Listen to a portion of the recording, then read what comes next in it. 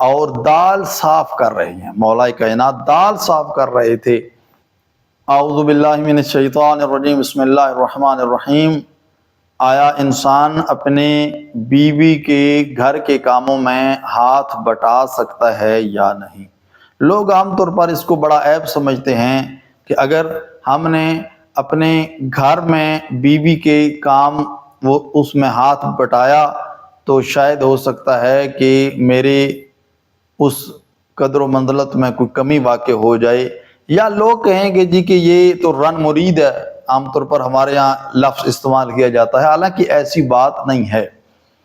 بہت زیادہ تاکید کی گئی ہے اس چیز کی کہ انسان جب اپنے کام سے فارغ ہو جائے کوشش کرے جتنا ہو سکے اپنی بیوی کے گھر کے کاموں میں اس کا ہاتھ بٹائے۔ یہاں تک ملتا ہے کہ ایک دفعہ سرکار دو عالم مولا کائنات علی بن ابی طالب کے گھر میں داخل ہوئے، کیا دیکھتے ہیں کہ خود مولا کائنات جناب سیدہ کونین کا ہاتھ بٹا رہے ہیں اور دال صاف کر رہے ہیں۔ مولا کائنات دال صاف کر رہے تھے۔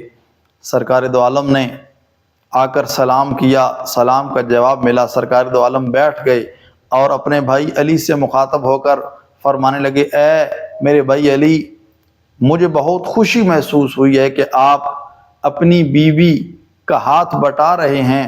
اور پھر سرکار دو عالم نے فرمایا کہ اگر کوئی شخص اپنے گھر کے کاموں میں اپنی بیوی کا ہاتھ بٹائے گا، خداوند کریم اس کو 1 سال کی عبادت کرنے کا ثواب عطا فرمائے گا، اور کوئی عام سال نہیں بلکہ ایسا سال کہ جس کی راتوں میں انسان خداوند کریم کی عبادت کرتا رہے اور پورا دن خداوند کریم کی خوشنودی کے لیے روزہ رکھے۔